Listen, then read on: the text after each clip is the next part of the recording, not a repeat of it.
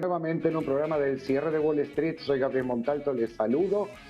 Gracias también a muchos de ustedes por la acogida del día de ayer, sobre todo, y vuestras opiniones respecto al programa y algunas de las cosas que pudimos ver. Luego ya tuvimos el directamente con la Casa Blanca cuando Donald Trump ayer estaba haciendo sus anuncios nuevamente. Recordemos que es algo extraño lo que estamos viviendo en esta época con esta nueva presidencia allí desde Estados Unidos con Donald Trump, porque es una persona como en aquel momento Elon Musk, cada vez que hablaba, por ejemplo, del tema cripto, Dogecoin, etcétera, y hacía un impacto. En este momento Wall Street reacciona muchísimo a lo que Donald Trump suele anunciar, sea por el lado de los aranceles, sea por el lado de que cuando los pone, los quita, etcétera. Pero recordemos que es algo interesante lo que estoy comentando, porque llevo mucho tiempo analizando y claro, estamos hablando del presidente de los Estados Unidos de América. Cuenta con una cierta inmunidad frente a determinados comentarios que pueda hacer, etcétera. Hace tiempo atrás, más de un año atrás, y al poquito de haber asumido la presidencia Donald Trump, recuerdan el caso de Milei con su famosa cripto, etcétera, que al final fue todo un fracaso allí en la Argentina, pero coincidió unos días después a cuando el propio Trump había lanzado su propia cripto, token, y su esposa Melania también, sabiendo lo que podía significar un anuncio como ese. Luego la cripto no valió nada, pero lo cierto es que tanto el señor Trump como su señora hicieron caja, al contrario del posible consejo que aceptó Milei en aquel momento, que lo hizo de una forma que de pronto no era la correcta. Eso por un lado. ¿Por qué digo esto? Viendo sobre todo meses anteriores, grandes caídas del Dow, recuperación del Dow. En su día lo comenté en la comunidad por una estadística que tengo de hace muchos años sobre los grandes movimientos que pueden ocurrir en los diferentes índices, DAX, Dow, etcétera, donde si sucede en un determinado porcentaje en las próximas 72 horas, dicho movimiento se puede corregir como mínimo en un 35-50%. En aquel momento con Trump ocurrió que se corrigió en un 100%. Recuerdo que cada vez que él hace un anuncio, y lo suele hacer la gran mayoría de las veces fuera del horario bursátil regular, o sea, fuera de lo que para Europa son las 10 de la noche, y en el caso de la costa este norteamericana 4 p.m. aproximadamente, suele hacer estos anuncios sabiendo exactamente lo que puede suceder, sobre todo con dichos anuncios. ¿Y por qué comento esto? Porque Trump es un hombre de negocios. Trump es un hombre que lleva muchos años, décadas, en Wall Street también. Quiere decir que a veces no se dan puntadas sin hilo.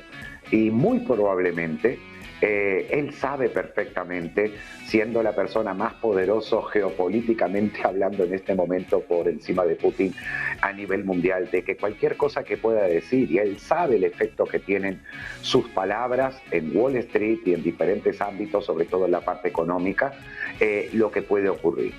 Nunca descarto yo la idea de que para mí el mejor trader de momento va a ser y seguirá siendo Mr. Trump. Pero bueno, ese es un comentario muy al margen de lo que quería decirles y por qué la importancia de cada vez que se conecta Trump a decir algo, está todo el mundo a la expectativa, porque nunca sabemos realmente, de hecho tiene a todo el mundo en vilo todavía respecto a cuál va a ser su nominación para el nuevo director o el presidente de la Reserva Federal de Estados Unidos también, que va a ocurrir después de fin de año. Sabemos que es un anti-Powell completamente, por lo tanto, casi como lo que ocurra con los tipos de interés de Powell ahora en los próximos días, creo que es el día 8 de diciembre, ahora en 5 días aproximadamente, desde Estados Unidos, de la Reserva Federal. No creo que tenga un impacto muy grande porque no sabemos todavía la nominación que tiene Trump pensado para el nuevo presidente de la Reserva Federal, cuáles van a ser su política frente a la Reserva Federal y de qué forma esto va a poder o no ser viento de proa o viento de popa para Wall Street y sobre todo para el dólar norteamericano. Lo que sí sabemos que en el día de hoy salió una noticia también en donde vuelve finalmente la Reserva Federal a inyectar liquidez en el mercado, por lo que tal vez esto tenga un impacto nuevamente alcista para Wall Street. Algunos de ustedes me recordaban que hace unos días atrás, en una intervención con Bismer, antes de empezar con el cierre de Wall Street, dije que esperaba correcciones en Wall Street y lo mantengo, y que al mismo tiempo ayer no entendían, como yo decía, que Bitcoin podía alcanzar esos 160.000 una vez que el tercer movimiento había ocurrido, el segundo movimiento por impulso de Fibonacci de largo plazo había ocurrido, necesitaba un retroceso a zonas de 94, cayó 80, algunos de ustedes criticaban de que hubiera fallado de 2 años atrás el pronóstico de los 120 a los 94 porque cayó 80, lamento que el pronóstico hecho 2 años atrás y que ocurrió 2 años después fallaran $10.000 en Bitcoin, por eso hablé de zonas, aclaré muy bien y les dije que a partir de ahora comenzaba el movimiento alcista. También hay mucha gente que no le encuentra sentido lo que dije ayer y lo que decía en la otra emisión, porque claro, dicen, ¿cómo puedes decir que Bitcoin va a subir y al mismo tiempo decir que Wall Street puede caer? Pues a mí me llama igual la atención, pero lo he visto en el pasado, Bitcoin corrigiendo y subiendo Wall Street, como también he visto a Bitcoin subiendo y cayendo Wall Street. Entonces, si fuera tan fácil de que si Wall Street sube va a subir Bitcoin o si sube Bitcoin va a subir Wall Street, pues es muy fácil el trading y va a ser muy fácil cualquier cálculo de inversiones. Vemos lo que hace Bitcoin y le acompañamos. Ojalá fuera así, ojalá fuera tan sencillo, pero no lo es. Recordemos que es un ecosistema totalmente diferente el de Bitcoin.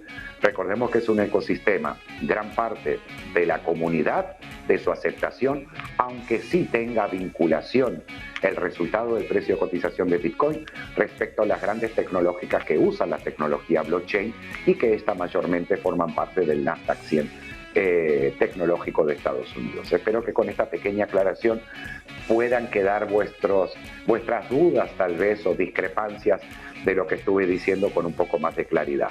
Por otro lado, y vamos a un titular que me gustaría. Hoy leí una noticia de Goldman Sachs y aquí estoy compartiendo la imagen del oro sobre todo, donde da un pronóstico de $4.900 para este año, para el caso de lo que va a ser el precio del oro probablemente, y se habla también de techos de 5.000 aproximadamente para el oro también este año. Y lo más importante, y ahora que a ver si los compañeros pueden poner la foto de lo que en este momento significa. Perfecto, gracias. Lo que significa, vamos a ver una gran esfera en perspectiva cerca de la White House, la Casa Blanca, donde reside el gobierno de Estados Unidos de América, en donde hay una gran esfera de color oro, por supuesto, que representa esa raya que ven en el medio casi, y que son 216.300 toneladas, equivale a todo el oro hasta ahora extraído. Y debajo de la línea vemos 17.700 kilos, 133.100 toneladas para extraer aún. Se calcula que al ritmo actual, según decía la noticia, al ritmo actual de extracción del oro, estaríamos hablando de algo menos de 4 décadas para que fuera extraído completamente o casi en su totalidad esas 133.100 toneladas anuales, ya que creo que estamos aproximadamente en unas 3.000 y pico anual de extracción. ¿Qué significa? Esto lo hablé hace mucho tiempo atrás, cuando en alguno de los otros programas del cierre Wall Street de 2 años atrás, donde les explicaba de que el oro en aquel momento tenía un precio mínimo de extracción en el cual para la minería no era rentable, y este precio era de $1.250, $1.290 por onza aproximadamente. Muy probablemente a día de hoy, con todo lo que pasó, inflación, costes de producción, bla, bla, bla, bla, este precio puede estar muy por encima, puede estar en torno a los 2.300, 2.400. Significa de que el oro por debajo de estos niveles en cualquier momento podría tener una rentabilidad negativa en las mineras del oro, que es algo que no les interesa a nadie. Pero entonces, ¿qué sucede? En aquel momento también, 2 años atrás, sí, 2 años y pico atrás aproximadamente, yo hablaba de que esperaba una gran corrección del oro que no ocurrió, la cual falló este pronóstico, falló este objetivo bajista que yo le daba en aquel momento. Pido disculpas por aquel fallo en aquel momento, por suerte salió bien la de Bitcoin y la de las subidas de Wall Street, pero bueno, la del oro no salió bien.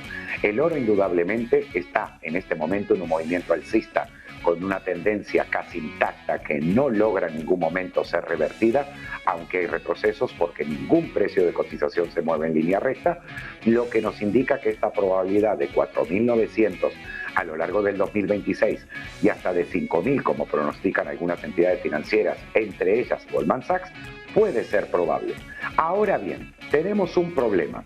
Si bien todo el mundo habla de que los bancos centrales son aquellos que están absorbiendo la mayor cantidad de las compras del oro, porque todo este detonante salió en el año 2020, 2021 y creo que un poco antes también, cuando China, que mucha gente olvidó, dijo que iba a liberar el yuan.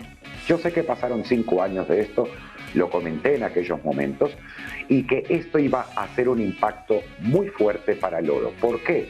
Porque cuando China dijo de que iba a lanzar su yuan, lo iba a liberar y que lo iba a respaldar por oro, esto hizo reventar al resto de economías y bancos centrales que no se esperaban que China fuera capaz de ofrecer finalmente, después de lo que había hecho Nixon en los años 50, de volver al patrón oro para poder respaldar al yuan. Esto es algo que no se estaba viendo en ninguna economía moderna, ni a día de hoy existe, porque sabemos que se imprime más papel de que lo pueda respaldar. En el caso de Estados Unidos, en base a amenazas de guerra, invasión, bla, bla, bla, poderío, etc. Es lo único que sustenta la valorización del dólar y que la gente asuma de que el dólar estadounidense es estable, nada más que eso, porque antes funcionaba en base a oro. Un país que tuviera más oro le daba más valor a su moneda. Cuando no tienes oro para respaldar a tu moneda, entonces no te queda otra que ser fuerte militarmente, tener una influencia muy fuerte geopolíticamente y también a nivel economía en los diferentes países que intervienes en sus economías, tanto dándole préstamos, etcétera, etcétera. De esa forma te transforma en una potencia. ¿Y quién va a dudar de esa potencia? ¿Quién va a enfrentar esa potencia? Por lo tanto, se respeta, se utiliza y se usa de respaldo el dólar estadounidense, pero no porque tenga un respaldo ni económico, porque el endeudamiento norteamericano es una cosa increíble e imposible de que se pueda pagar, pero que también da esa confianza, por ejemplo en Latinoamérica, que casi todos los países ven al dólar estadounidense como haber visto a Dios, más o menos lo mismo, pero es solamente por este motivo. Entonces, como en el caso de los europeos, está el euro, que bueno, en este momento Europa está pasando por una época bastante decadente en general a nivel tanto geopolítico como económico, todas las previsiones fallan y simplemente está sin rumbo en este momento Europa y se está preocupando más de cosas totalmente superfluas y no pensando en las consecuencias que están teniendo todas las decisiones que se están tomando en este momento para los próximos 20 años de pronto allí. Entonces, para el tema del oro, la extracción es finita. Anualmente se decreta cuánto oro se puede extraer. Aunque se quiere y se encuentre más oro, no se puede extraer más, de esa forma se mantiene regulado el precio. El problema es que el oro físico que estamos viendo aquí y el oro en papel o el oro como se le dice también, el oro que están en derivados, etcétera, el que se suele comprar, el que ustedes pueden hacer trading, etcétera, ese supera ampliamente al oro que hay real. Y aquí está la pregunta del millón, y en algún momento también aquí en Negocios Televisión hice un especial del oro hace, sí, también 2 años atrás, duró 17, 19 minutos, y explicaba lo que puede llegar a pasar cuando los contratos de futuros del oro, que es el que se tiene la referencia sobre todo lo que ustedes operen oro, probablemente el subyacente sea el futuro, aunque vuestro broker tenga el nombre que tenga, significa de que en algún momento tiene que haber un intercambio entre el contrato de futuro y la entrega física. Un contrato de futuro en un activo financiero se basa en un subyacente. Por ejemplo, si yo voy largo en futuro real del petróleo, del café, aunque sea un trader normal, o sea, un retail y no sea un institucional, si yo no entrego ese contrato y llego al vencimiento, en teoría podría recibir en mi casa un par de barriles de oro, de petróleo, o hasta algún grano de café en bolsa también se me sería entregado porque he comprado ese futuro real. Hablamos no lo que ustedes operan o lo que se suele operar en los brokers de trading normalmente. Hablamos de futuros reales que tienen márgenes muy diferentes, mucho más caros de lo que ustedes están acostumbrados a pagar por una apertura de un long, un short en una posición, de un 001, 010 o un lote, lo que sea. Estamos hablando del mercado real regulado de futuros. Entonces, ¿qué significa esto? Que todo este volumen que está en los futuros significa mucho más de lo que realmente hay para entregar, porque tendrían que ser los propios bancos centrales quienes dieran este subyacente, este metal físico, para satisfacer los vencimientos de los contratos. Es por eso que la mayoría de entidades financieras y sobre todo retails no se quedan con dichos contratos hasta el final, no esperan los famosos rollovers, al menos la mayoría, una gran minoría probablemente sí, pero no esa mayoría, porque colapsaría, simplemente no existiría el oro a hacer entrega física. ¿Por qué? Porque está retenido gran parte por los bancos centrales, que sobre todo y la mayoría son China, Rusia, India y algún otro más, ¿ok? Entonces, como ellos no van a soltarlo porque tienen una finalidad, sobre todo como el caso de China, recuerdan el tema de los BRICS, el tema de la moneda BRICS también, que todavía no se ha vuelto a hablar, está en una pausa, hace un año y pico atrás se hablaba de que iba a salir, etcétera. Va a salir, ese proyecto va a salir. Y es altamente probable que cuando realmente no haya más temor de aranceles con China y que probablemente finalmente el conflicto bélico entre Ucrania y Rusia también finalice. En ese momento y después de unos meses va a ser el momento ideal de lanzar esta moneda que le va a hacer mucho daño al euro, muchísimo, y es probable que sea una competencia muy fuerte para el dólar estadounidense. De momento es ficción, pero recuerden mis palabras para cuando suceda. Esto por el lado del oro, que en este momento arroja un valor nominal. Hablamos de lo que hay tanto en la parte, en lo que está extraído, se ha extraído de oro, como en lo que queda bajo tierra, que suman exactamente ambos 348.400 toneladas. A día de hoy tienen, o al día del momento del gráfico, que esto, si no me equivoco, viene de la World Gold Council y es de 2024, y se estaba hablando en aquel momento por onza Troy de precio de cotización de 4.166, es cercano al nivel actual de 4.200 y pico que estamos viendo en este momento en tiempo real en el oro, equivale a 46.7 trillones de dólares, cifras norteamericanas, billones en el caso de la nomenclatura europea. Esto para el caso del oro y para darles este contexto de lo que se espera en el medio plazo, de lo que espera Goldman, de lo que hay detrás de la extracción física, del problema que hay si hubiera que hacerse una entrega física en base a los vencimientos de contratos y el altísimo volumen que hay mediante derivados financieros que se está operando. Igual que la deuda americana, que pueden ser en aquel momento eran 40 y pico de billones de dólares, trillones de dólares, perdón, aproximadamente. De hecho, la deuda norteamericana en derivados financieros es mayor que la cifra total de todo el oro extraído y por extraer que a día de hoy vale.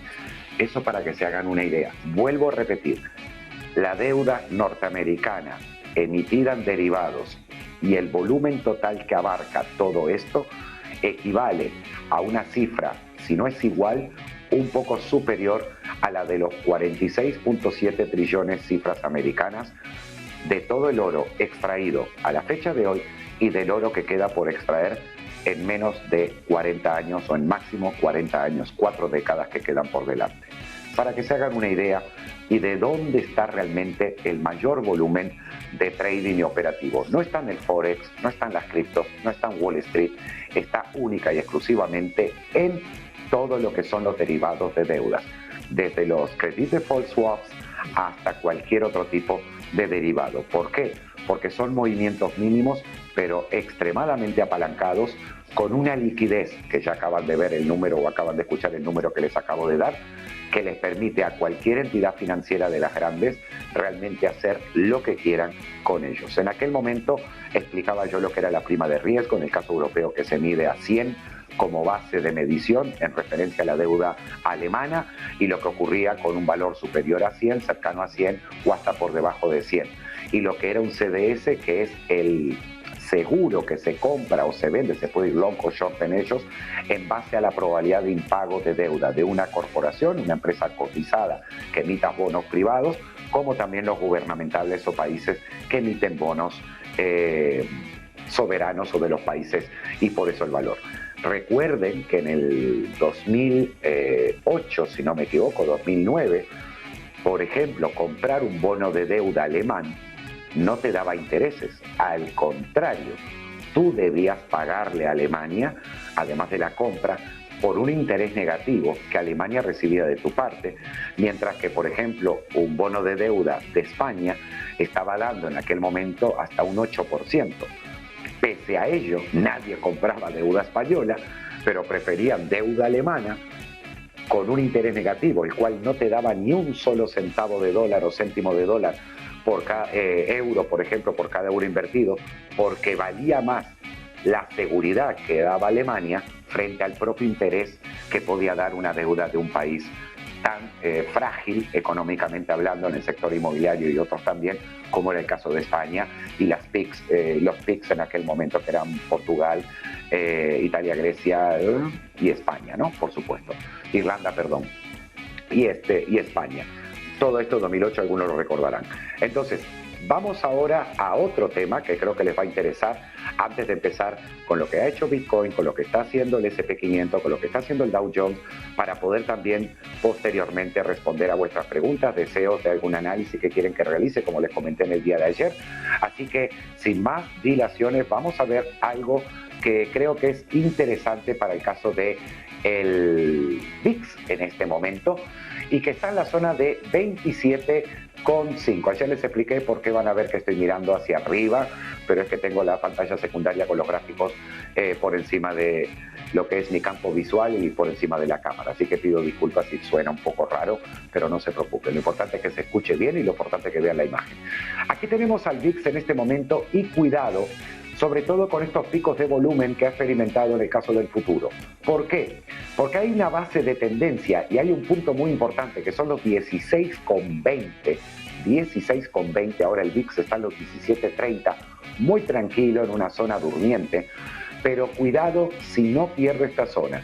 Si llega a perder esta zona de 16,20, es altamente probable que aquí no pasó nada, Gabriel se equivocó y ninguna corrección habrá a la vista. Para aquellos que no sepan qué es el VIX y que fue temario también de la academia aquí en Negocios Televisión, donde tuve el placer de darles unos módulos y enseñar todo lo que hablé de los CDS antes, etcétera, bancos centrales, todo, bonos, deuda soberana, todo eso. Uno de los temas era explicar lo que era el VIX. Tal vez algunos no sepan lo que es el VIX, la gran mayoría probablemente sí. El VIX solamente representa el volumen que hay en este momento en las opciones puts, o sea, bajistas del Standard & Poor's 500 frente a las calls, o sea, a lo que es la operativa, por llamarla entre comillas, alcista.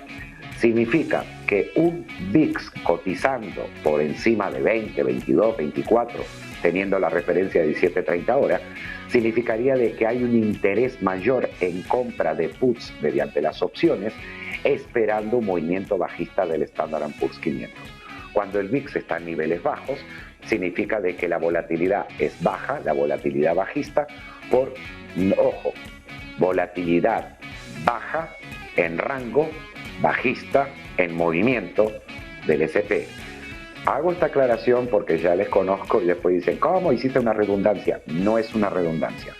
Repito, existe volatilidad en cualquier precio de cotización y la volatilidad no tiene por qué ser a la baja, puede ser al alza. Un disparo de un 7% en Bitcoin es volatilidad alcista, cuando la media de Bitcoin puede estar en 1,5, 1,3.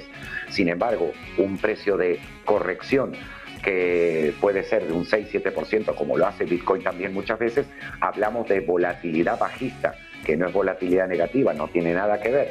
La negativa sería esta, la del VIX en este momento, que ha caído desde zona de 22 y pico a la zona de 17,25. Ahora mismo probablemente el S&P esté subiendo y que nos indica de que la volatilidad es baja. Significa hay poco volumen en las puts, opciones de cara a esperar una corrección en el Standard & Poor's.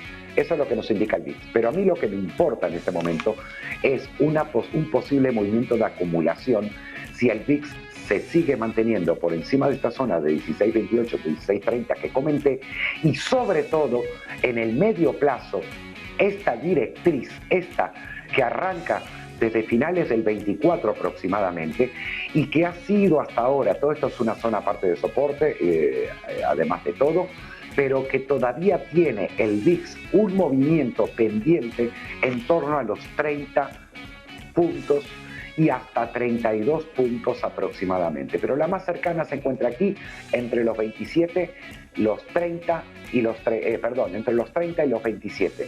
Desde, repito, los 17.30 que les dije cuando empecé a hablar del VIX ahora y los 17.25 que tuvo ahora y que vuelve a recuperar ahora el 17.30.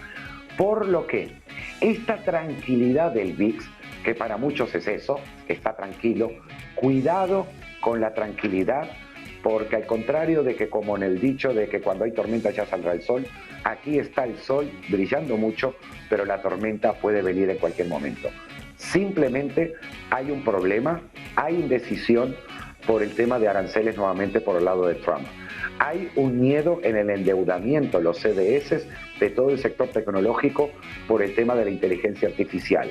Tenemos a Google que le declaró la guerra también a Nvidia mediante los TPUs frente a los GPUs que utiliza Nvidia. Y esta de guerra la va a ganar solamente, está en manos, del consumidor.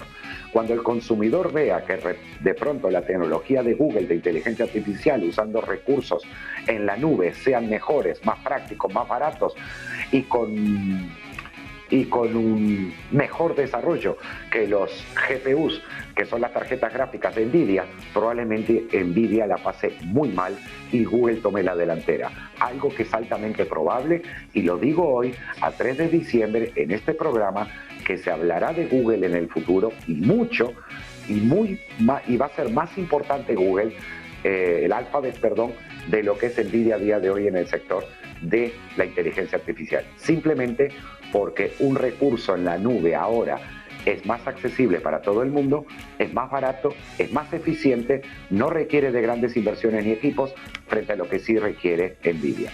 Ese va a ser uno de los temas.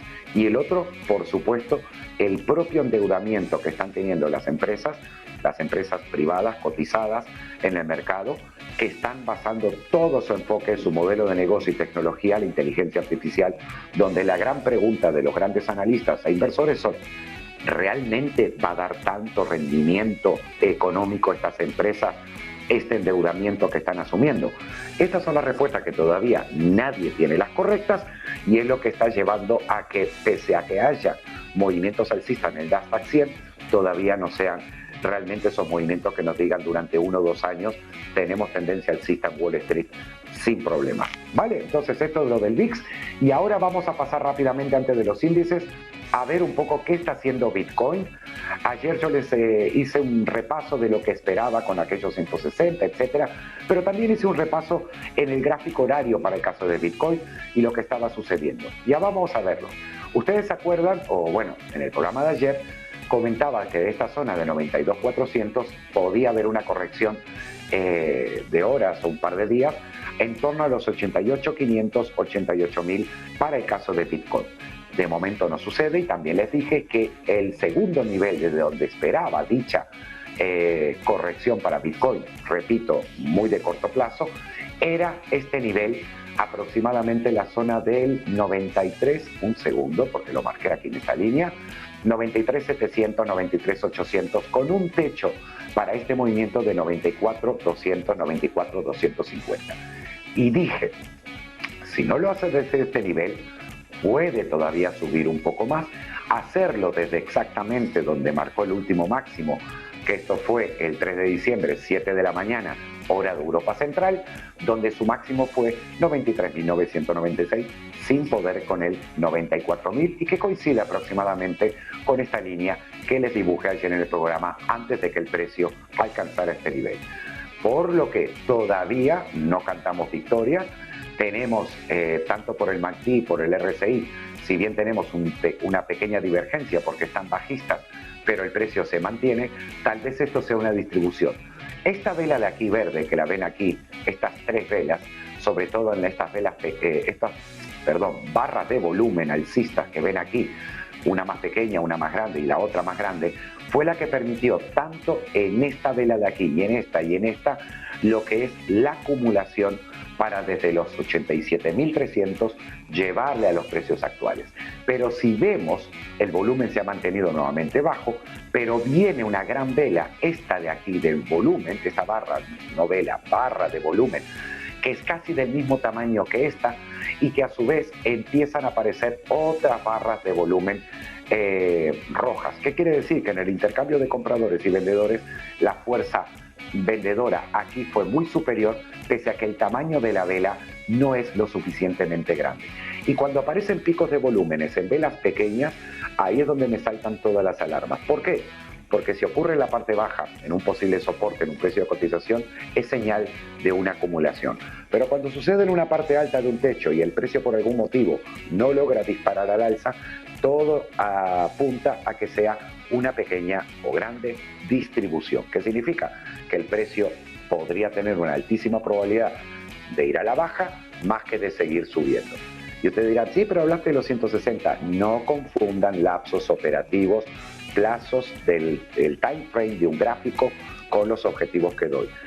Suelo ser bastante claro y preciso para que quien sabe y quiere escuchar entienda muy bien la diferencia y el mensaje que les quiero dar. Significa que si bien hablo de cara al medio plazo, un año, dos, de 160.000 a Bitcoin, no dije que fuera en línea recta, lo hará en zigzag, como todo precio de cotización lo hace, de lo contrario nadie usaría Fibonacci, ni soporte ni resistencia, ni Wyckoff, etcétera, etcétera, ni ondas de Elliott, pero recuerden que para el ultra corto plazo, lo que hablé ahora, se mantiene todavía este comentario que les hice ayer, pronóstico de los 88.000 y pico para el caso de Bitcoin, para luego sí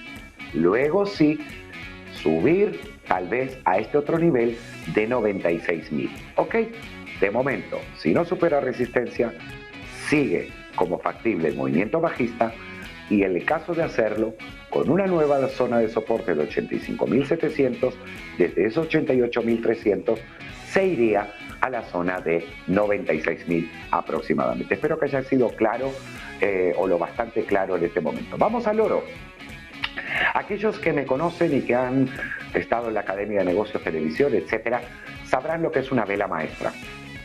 Y aquí la tenemos, porque la enseñé en su momento. Aquí tenemos una vela maestra en el oro que ha sido activada, aquí justo se activó en los $4.237 aproximadamente, actual 4.206, y en el caso del oro en este momento, si nos fijamos en esta vela, tenemos una zona de soporte en los 4.155 aproximadamente. ¿Qué significa?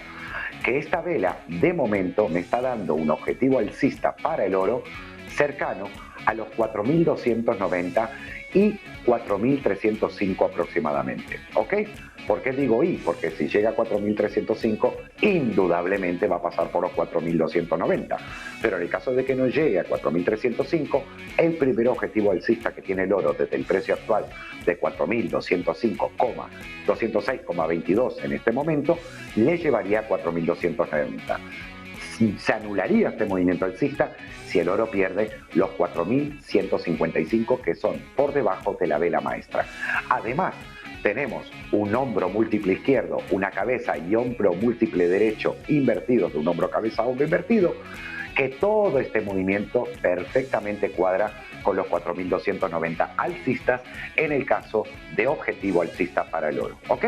Así que espero que les sirva este análisis. Puede ocurrir en horas, en 2 días, en 3, ni idea. Mi trabajo no es intentar adivinar cuál va a ser la causa de algo, porque sé que 25 a 27 ya que llevo en los mercados financieros, sé que nunca sabré la causa real. Solamente nos enteraremos de lo que los informativos quieran contar y las agencias de noticias nos quieran decir. Pero lo importante es detectar un movimiento antes de que suceda y, de ser posible y probable, que sea en la dirección correcta del pronóstico. Es la única forma que podríamos ver de que las cosas salieran bien. Vamos a ver rápidamente lo que ha hecho el euro. El euro en este momento 1.1673.4 cotiza. No hay mucho riesgo de momento para el euro, aunque sí hay una resistencia muy cercana para él que está justo en la zona del 1.17. ¿Qué significa?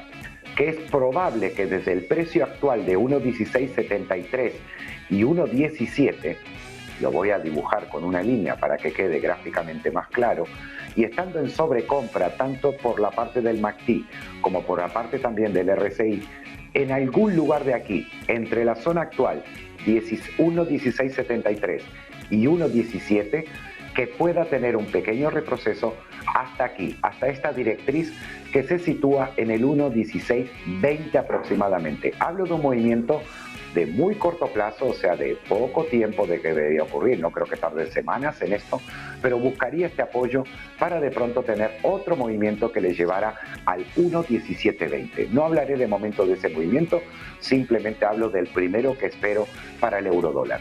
Recuerdan que ayer en el 1.32,0405 en tiempo real, en la primera emisión de la nueva temporada del Cierre Wall Street aquí en Negocios Televisión, les dije que esperaba para el caso de la libra dólar este objetivo alcista. Está en el gráfico de ayer, está en el programa de ayer.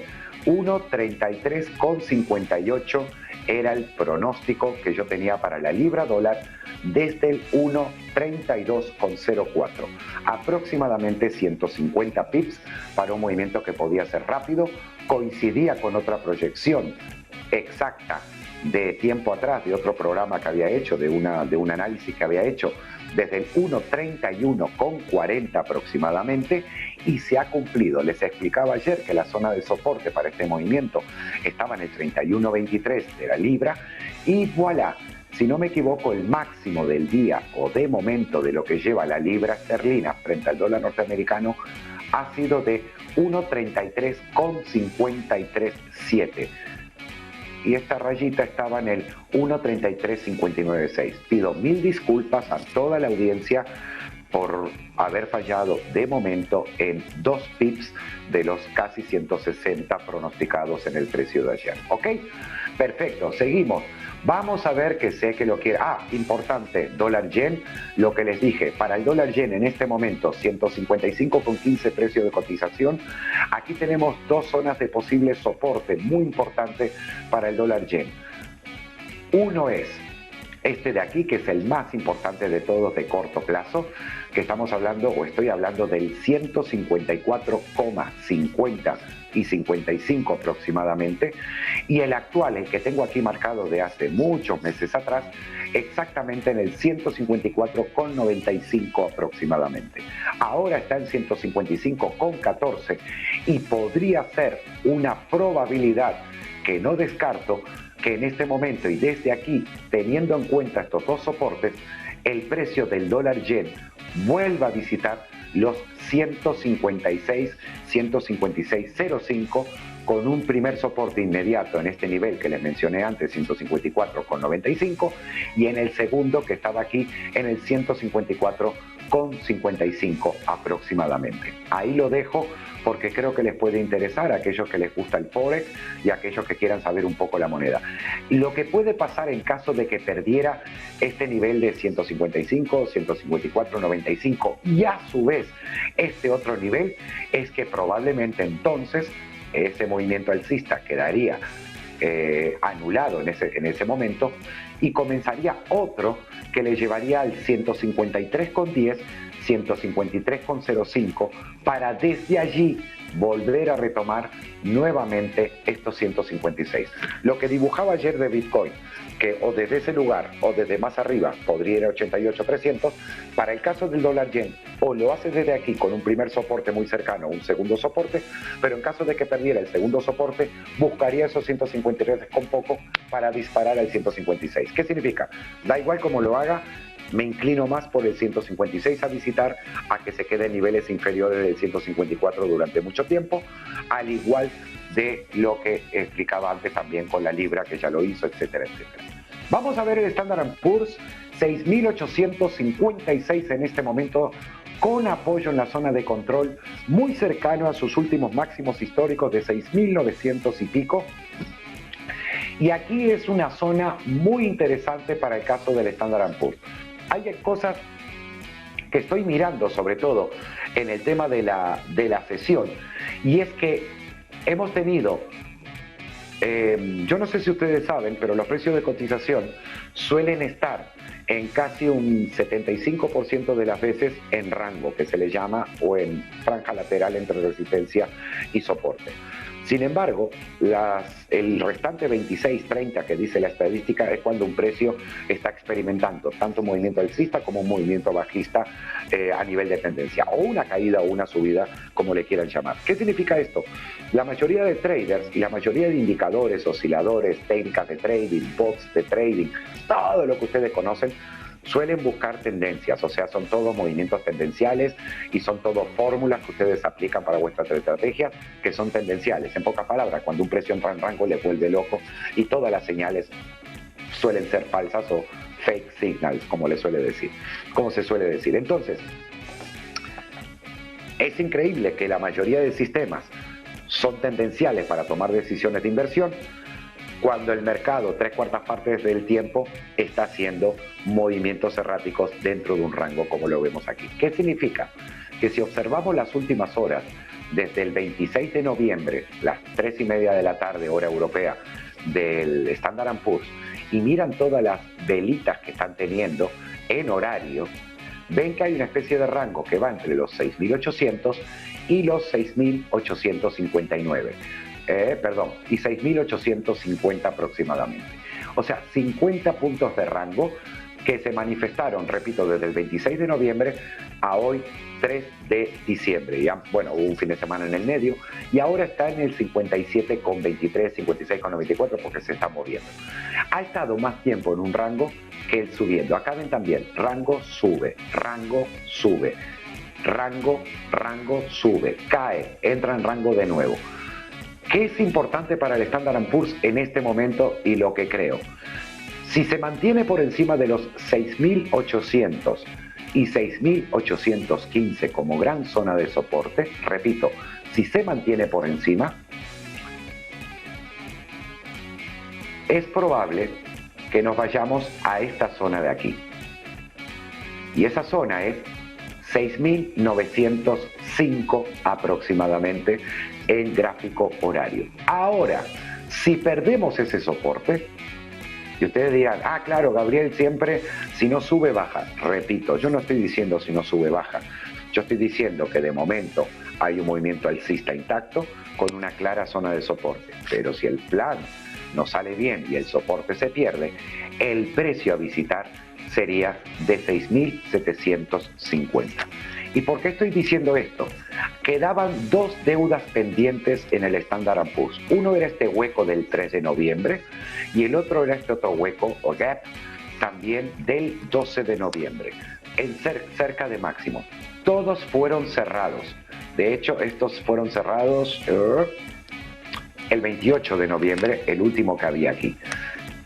Y ahora no hay hueco a cerrar al alza, pero sí hay a la baja.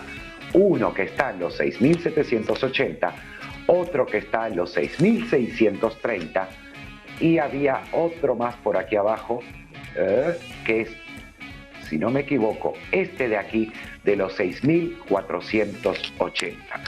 Estos huecos, no sé por qué, no sé quién va a tener la culpa, van a ser cerrados en el Standard & Poor's. No tal vez con el movimiento actual y lo que acabo de decir, pero van a ser cerrados. Y por eso es que no espero un rally navideño ni un rally de fin de año, sino de que el rally que todos buscan para fin de año y Navidad ya ocurrió, arrancó y estuvo ya desde lo que fue esta zona de aquí, que fue a mediados de este año, en el verano del hemisferio norte, que hablamos de junio de 2025, ¿ok? Y a partir de ahí, eso fue todo. Estamos en zonas de techos y con velas de muy pequeño tamaño, sin casi volúmenes. Ahora tenemos una pequeña ratificación del movimiento rumbo a los 6.900 del Standard & Poor's, pero no creo que le dé la fuerza para superar los últimos máximos históricos, que si no me equivoco están exactamente en 6.921.22 y que alguno de ustedes me corrija si me equivoco. En el caso del Nasdaq 100, más de lo mismo, gracias a la burbuja también que estamos con la inteligencia artificial y las 7 magníficas. Estamos en los 25.610.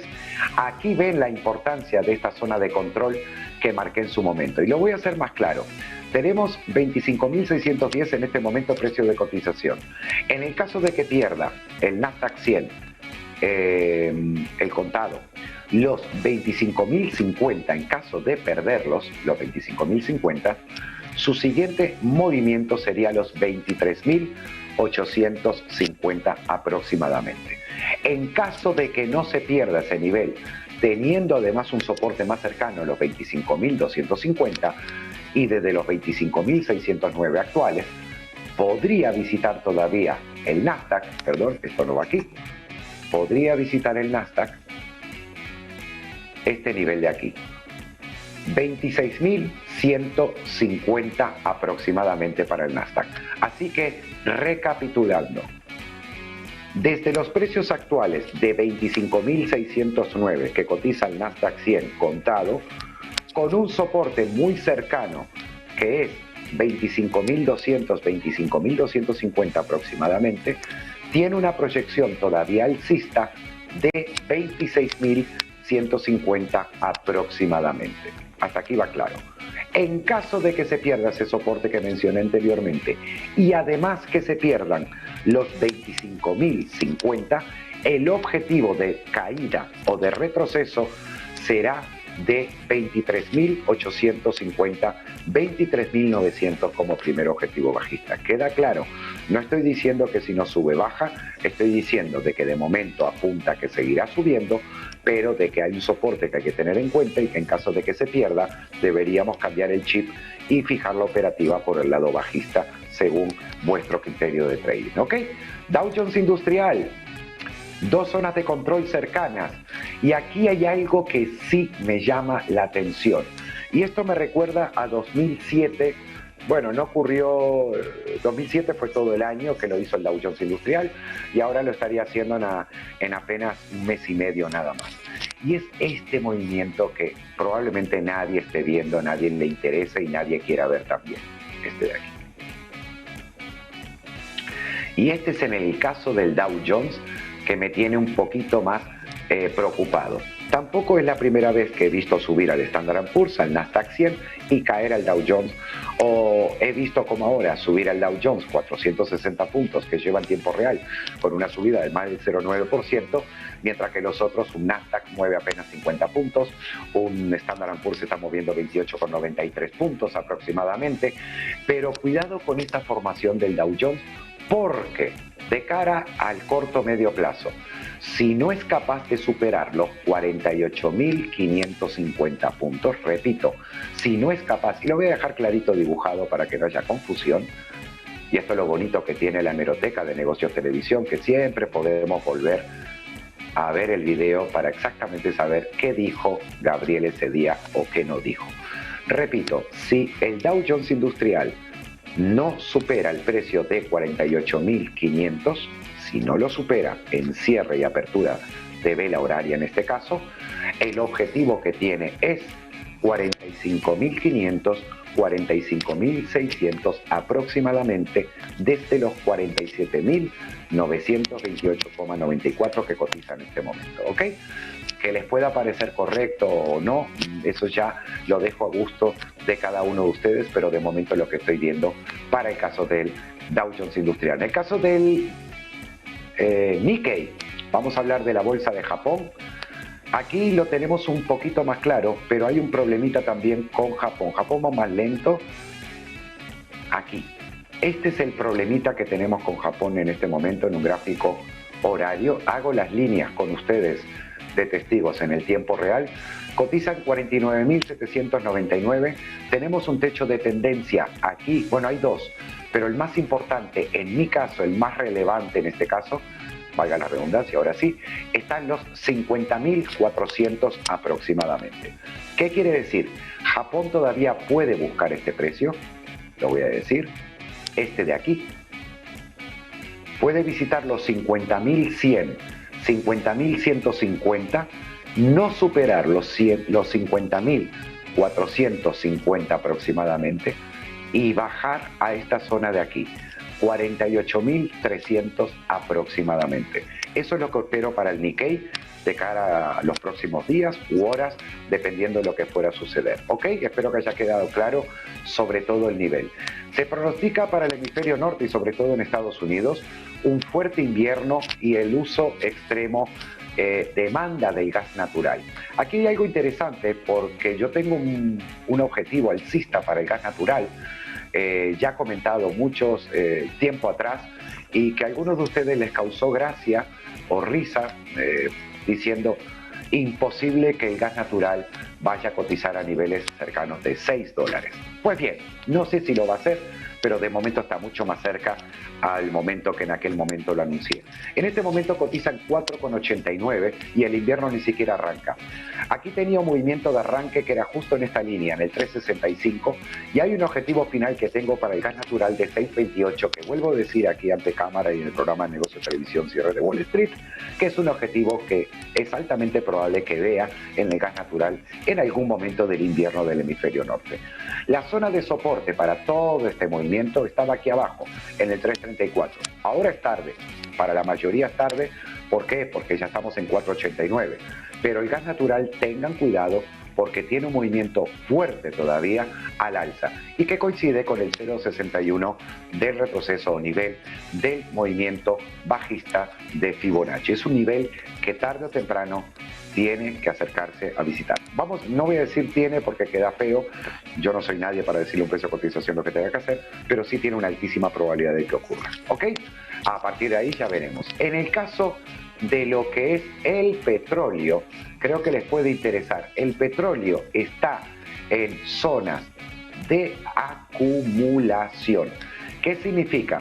Tenemos una gran zona que está en los 54,95, $55 de soporte de medio plazo, actual 58,94, y otra zona de soporte en los 56,70, aproximadamente 56,50.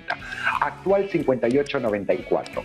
Y desde aquí, espero para el caso del petróleo, desde aquí, sin que pierda tanto el primer soporte como el segundo que acabo de comentar, la zona de 68, 68,20 aproximadamente para el petróleo. Ustedes dirán, ¿qué tienen que ver las rayas anteriores?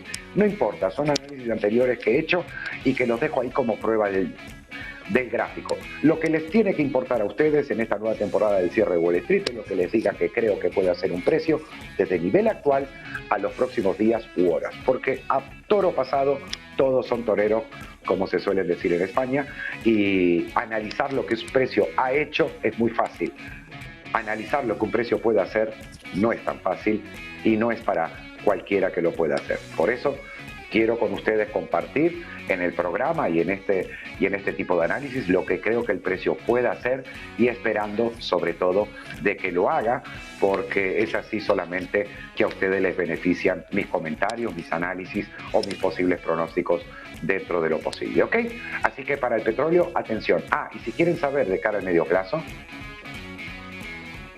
tengo dos objetivos.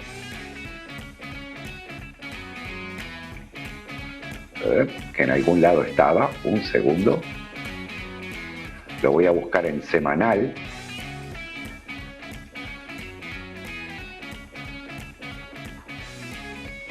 A ver.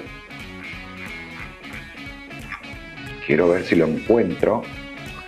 Bueno, hay un gran objetivo que tengo todavía. Este es 107,70, 108. O sea, entre los 105 y los 108 espero al petróleo en algún momento, 2026, no tengo idea cuándo, sin que pierda la zona de 54. Ahí está mi último. Y lo voy a acercar un poquito más para que quede constancia en el futuro, cuando sigamos haciendo análisis del crudo. Ahí lo voy a dejar. Recuerden, va a entrar, o es altamente probable de que entre, en esta franja, zona de control que le denomino yo. ¿Ok? Entonces, otro pronóstico que en su día se hizo y no salió tan bien fue el peso mexicano a este de aquí, que lo esperaba mucho antes, la zona de los 30 y 28 para el peso mexicano, algo que sigo manteniendo que veo como probable, gráfico semanal. Tenemos una zona de acumulación en indicadores y osciladores, como es el caso del MACD y el RSI, en niveles muy cercanos a la sobreventa. Estamos viendo un gráfico semanal, repito, para lo que es de cara al medio plazo, que sé que hay mucha gente de México que nos está mirando. Y aquí tenemos un giro en semanal del MACD que ocurrió justo después de movimientos de mediados y finales del 2024 en estos momentos. En caso de que esto se manifieste y siga al alza, esto de aquí, buscando estos niveles aproximadamente, 0,5070 para el MACD, 65,30 para el RSI en semanal, estaría poniendo el precio de cotización del peso mexicano frente al dólar en torno a los 23.75, pero yo mantengo todavía que hay un precio que tendría que visitar el peso mexicano, que es la zona de 31 y 28, 29 aproximadamente. No sucedió justo en este momento, pero sí creo que va a suceder en algún momento de los próximos meses. Ahora les digo cuál es la zona de soporte y aparte por qué tengo ese movimiento. Aquí está. Aquí es donde mi amiguito va a estar en algún momento cotizando el peso mexicano frente al dólar. Recuerdan que ayer hice en la introducción un pequeño comentario de por qué creo que el dólar va a subir y por qué estuvo devaluado y qué coincidencia pueda tener con el tema de deshacer posiciones en Wall Street. Pues bien, ese fortalecimiento del dólar hará frente a algún otro tipo de problema. Puede ser que Trump ahora a México le diga lo que sea, etcétera. Entonces, puede ser que el dólar recupere ese valor y se saquen los beneficios de Wall Street y haga que en el caso del peso mexicano se vean esos niveles. No sé cuál va a ser el detonante, me lo acabo de inventar, o tal vez en algún momento diga, Gabriel dijo algo parecido. Perdón, soporte para este movimiento claramente aquí. Un segundo, es este de aquí. El soporte para todo ese movimiento está en los 17,90 pesos mexicanos frente a cada dólar norteamericano. Y ya por último vamos a ver el peso colombiano también, que a muchos les interesa. Había una corrección que esperaba hasta niveles de 3.400 que no ocurrió, pero atención a este movimiento similar al peso mexicano, y esto creo que les puede interesar también a todos nuestros amigos de Colombia. Habrá un 145 para lo que es medición de MACD en este caso y 64.21 para el RSI, y el objetivo que tengo, si no pierde los 3.650 pesos colombianos frente a cada dólar norteamericano y 3.700, el objetivo alcista que tengo para el par peso colombiano frente al dólar es de 4.000, 4.015, aunque el final lo tengo en la zona de 4.200 y cuando estemos por encima de 25, 26 con el peso mexicano aproximadamente 4.680. De momento todo esto me cuadra frente a las políticas, a la geopolítica que está aplicando Donald Trump, frente al tema de Venezuela, frente al tema de México, frente al tema de Colombia, que de momento es solamente titulares, pero todavía no se ve en la economía real y devaluación de estas dos posibles monedas frente al dólar norteamericano, según lo que suceda de aquí al futuro con Donald Trump. Bien, tenemos en este momento 20:57 horas de Madrid, estamos finalizando el programa del cierre de Wall Street y si mis compañeros así lo desean y quieren, regresamos a Madrid y ahora una pequeña publicidad antes de seguir con la programación de Negocios Televisión. Muy buenas tardes, muy buenas noches, muy buenas madrugadas.